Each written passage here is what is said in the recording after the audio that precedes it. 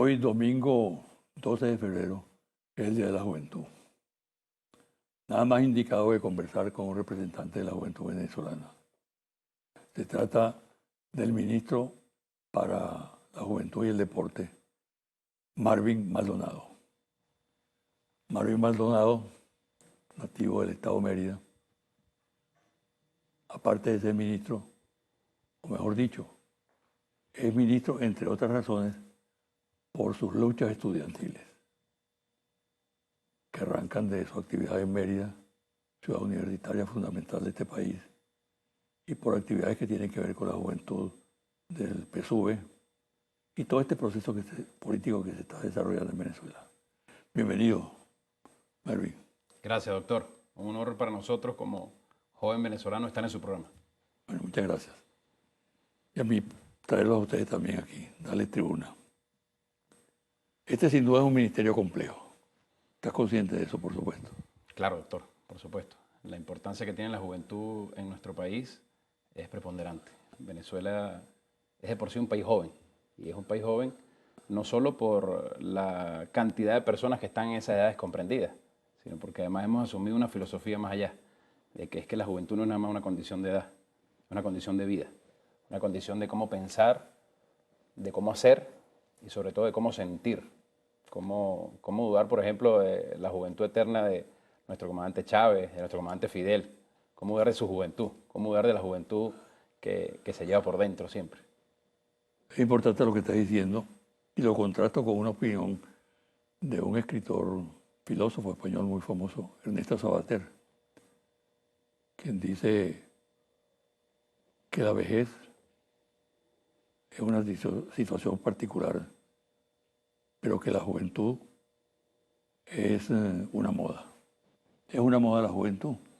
Es una forma de vida, es una forma de vida que asumimos de manera permanente. Obviamente hay algunos estándares internacionales y alguna normativa legal que nos dice cuáles son algunas edades para la juventud, ¿no? Sin embargo, creemos nosotros que va muchísimo más allá. Por supuesto, quienes están en esas edades o quienes estamos en esas edades, pero que va en el accionar diario. Alguna persona puede tener una edad de esas, pero ser muy conservadora o muy limitada o no querer soñar, hacer y, por supuesto, como referencias que le acabo de mencionar, con experiencia, con años de vida, pero que de manera permanente están creando, están soñando, están haciendo posible esos sueños en realidad. A tu juicio, ¿cuáles son los retos actualmente de la juventud venezolana? Mira, la juventud venezolana, los retos, de verdad que primero habría que revisar de dónde ha venido nuestra juventud. ¿De dónde ha venido? Desde toda la historia, bueno, nuestra juventud, desde la propia época de nuestros aborígenes, de nuestros pobladores originarios que resistieron un imperio español, pasando por movimientos preindependentistas, por los movimientos independentistas, hace 200 años, con nuestra juventud que resistió en el siglo XX, con la juventud que estuvo frente a esas dictaduras y frente a esa traición del Pacto de Punto Fijo, siempre ha demostrado estar en la primera línea de la construcción de la patria, en la construcción del país. Y esta juventud, en el siglo XXI, una juventud que ha sido convocada por el comandante Chávez, una juventud que sigue siendo convocada por el presidente Nicolás Maduro con una revolución que le ha generado condiciones contrasta con esas otras juventudes que eran perseguidas, juventudes que eran masacradas, asesinadas, que no tenían oportunidades y que ahora la revolución bolivariana le brinda una serie de oportunidades para su desarrollo integral y que le dice, bueno, tiene todas las condiciones para que construya el futuro. Por eso en los retos de nuestra juventud el principal es seguir construyendo el futuro. ¿Cómo? Bueno, formándonos fundamentalmente. Venezuela tiene la posibilidad, como pocos países en el mundo, de decir que más de un tercio de su población está estudiando, más de 10 millones de venezolanos y venezolanas. Pero además de eso, con un reto en este momento, en esta coyuntura, como es el de producir, el de superar un modelo dependiente de la renta petrolera, que además es un modelo heredado, y construir un nuevo modelo económico productivo, en la que el presidente pues, ha generado una serie de condiciones, de herramientas como la Agenda Económica Bolivariana, un plan dentro de nuestra Constitución, dentro del Plan de la Patria, para que con el desarrollo de 15 motores esta fuerza, este bono demográfico que vivimos en nuestro país, que quiere decir que la mayoría de nuestra población está en las edades económicamente para producir, para trabajar, bueno, desarrolla al máximo sus capacidades. Me parece importante lo que estás diciendo, porque realmente colocar el aspecto del reto a la juventud solamente, mejor dicho, colocarle el énfasis únicamente en luchar no es suficiente. Es muy importante la formación, la capacitación. Y ese es el verdadero desafío hoy en día, mundialmente para la juventud, ¿no? Ahora, ¿cómo, cómo lograr compatibilizar la lucha cotidiana con el estudio, la preparación, la formación? Bueno, allí... Tú eres egresado de la de la Universidad de los Andes, correcto. ¿No? Allí Eres decía programador, contador público. contador público. El comandante Chávez, recuerdo en una de sus alocuciones que le decía a todo el país que la conciencia viene producto, dentro de otras cosas, del conocimiento y que gracias al conocimiento nosotros podemos seguir defendiendo nuestra independencia, nuestra soberanía y expandirnos. Y por eso es que en ese proceso en el que cada día nuestra población tenga mayores herramientas para formarse, en que nuestra población tenga cada día mayores herramientas para profundizar en su conciencia, va a poder desarrollar al máximo sus capacidades. Antes de la llegada de la Revolución Bolivariana, se trataba de despolitizar, de sacar a la sociedad del protagonismo en la construcción del país para que algunos pocos sectores tuviesen esa potestad. Al contrario, la Revolución Bolivariana ha convocado al pueblo todo, y en este caso particular a la juventud venezolana, a formarse para que desarrolle al máximo sus capacidades.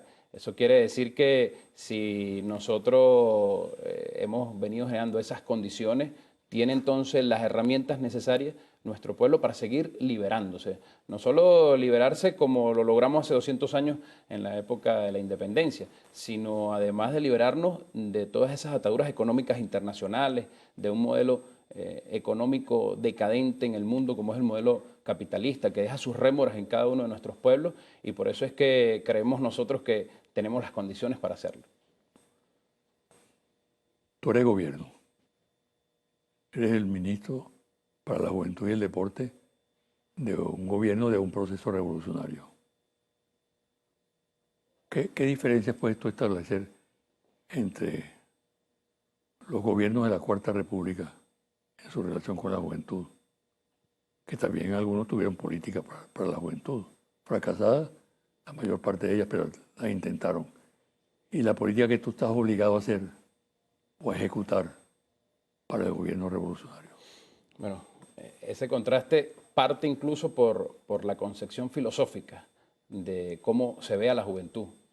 En otrora, asumían a la juventud como una generación, que llegaron a decirlo incluso públicamente, como una generación boba, una juventud que era perseguida con marcos jurídicos, legales incluso, que reprimían a la juventud, una ley de vagos y maleantes, una recluta obligatoria, sin condiciones para que los jóvenes pudiesen estudiar, pudiesen trabajar.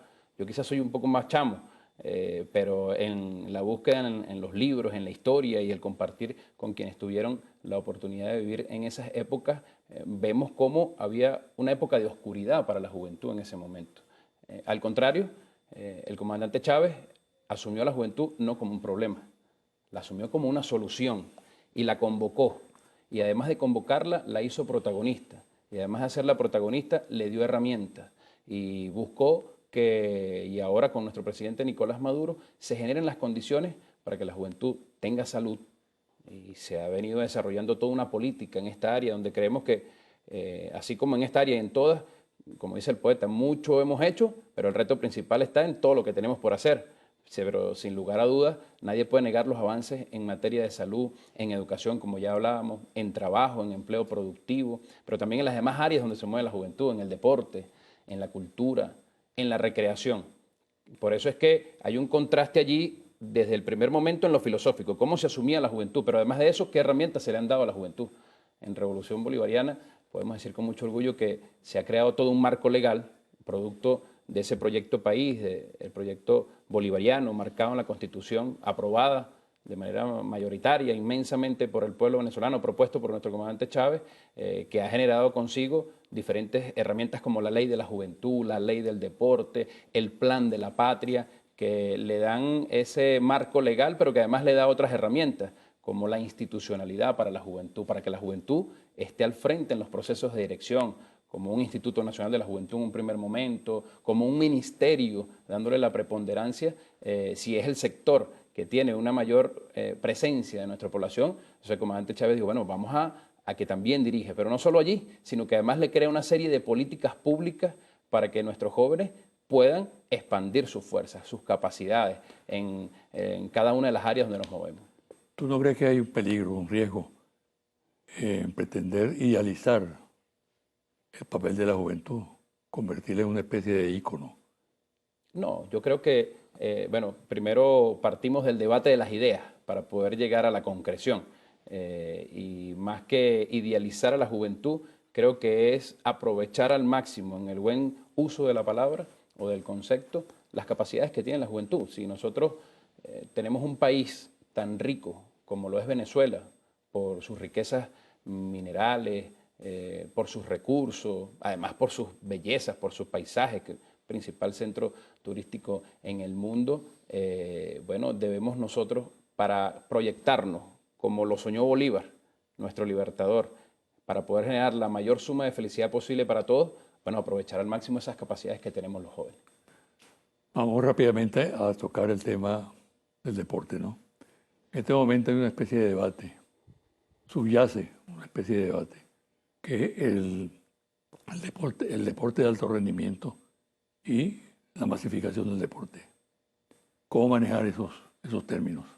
Bueno, no son contradictorios, son más bien complementarios, porque creemos nosotros que generando las condiciones para que toda nuestra población pueda estar vinculado al desarrollo del deporte, de la actividad física, de la educación física, va a seguir permitiendo que, en primer lugar, se generen mejores condiciones de vida, más salud, más felicidad, más paz para nuestro pueblo, pero además de eso, de identificar los talentos que propiamente se van dando y a su vez entonces en un proceso hacia el alto rendimiento poder desarrollar esas capacidades. Lo acabamos de ver nosotros.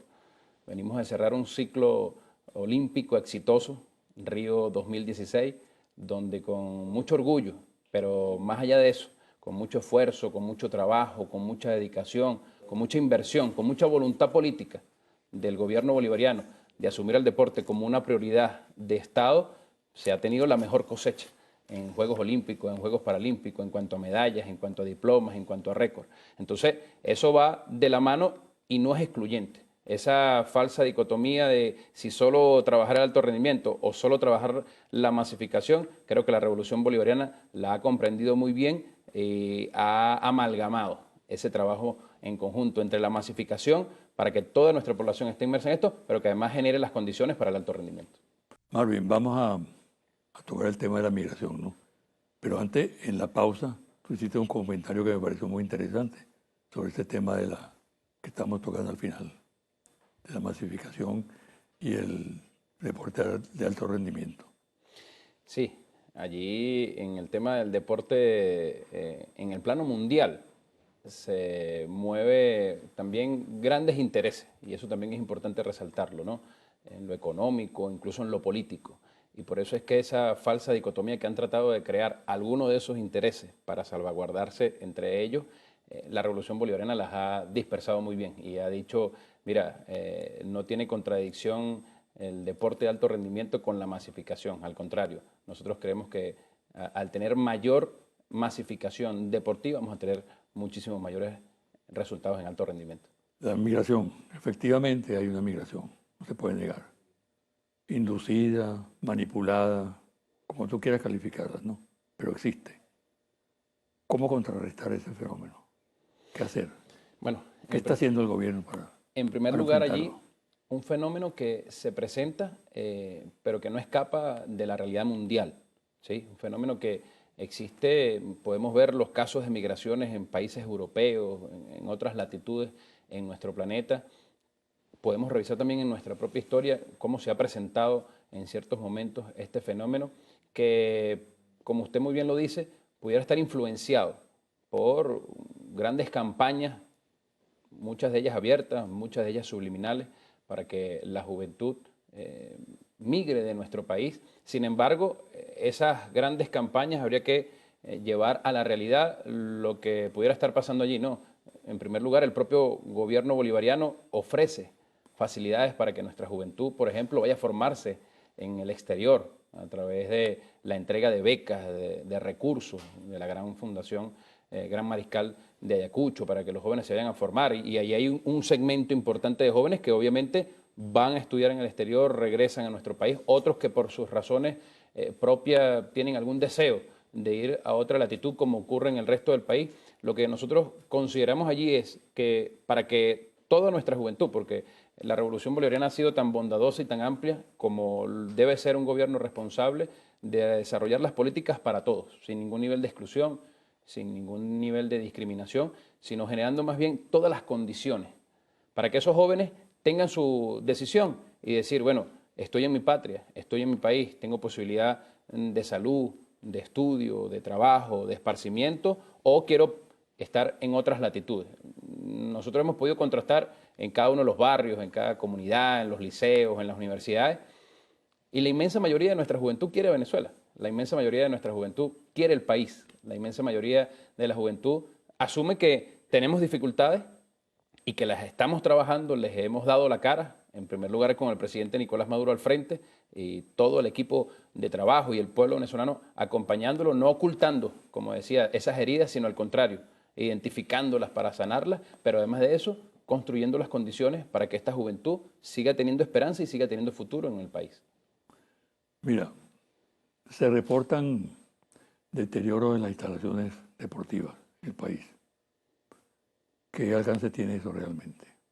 ¿Y qué respuesta tiene? Sí, bueno, la Revolución Bolivariana ha venido creando cada día más espacios para el desarrollo del deporte, de la actividad física de nuestra población y bueno, producto también de esta guerra económica en la que hemos estado inmersos, es de la que mencionaba hace un momento, algunas heridas van quedando y allí uno de los retos principales para nosotros, que es justamente cómo esas heridas, en este caso particular, en el tema deportivo, en algunas instalaciones, curarlas, sanarlas. El presidente nos ha convocado a ir a la búsqueda del problema, no a esconderlo. Una herida que se esconde, lo que va a generarse más adelante es que se empeore. Al contrario, si la identificamos, si la asumimos con seriedad, con un plan de trabajo, estamos seguros que la vamos a poder curar. Pero hay una política. Sí, por supuesto. Allí, además de todo el proceso de activación de canchas que por alguna u otra razón, o espacios deportivos o instalaciones deportivas, como queramos denominarlo, hayan sufrido una situación de deterioro o de falta de mantenimiento, se ha venido generando una política a través de instalaciones deportivas, en un equipo de trabajo nuestro, para que podamos atenderlas. El presidente Nicolás Maduro ha dicho, bueno, todos los recursos que sean necesarios, pero además contrasta con otro elemento, que es que justamente en situaciones de grandes dificultades en lo económico, la política social, en este caso la política deportiva para infraestructuras no se ha detenido y ahí tenemos un proyecto hermoso que el propio presidente diseñó con puño y letra como fueron los gimnasios estos verticales que ahora se han elevado de dimensión a grandes bases de emisiones, que son de 5 pisos, que están distribuidos en el país, las canchas de paz, para que en cada uno de los sectores más vulnerables tenga acceso al deporte. Entonces, por un lado, se van desarrollando infraestructuras nuevas y por otro lado tenemos el reto de no descuidar las que ya están. La violencia mete su mano en la juventud, manipula, estimula a través de la droga y otros mecanismos.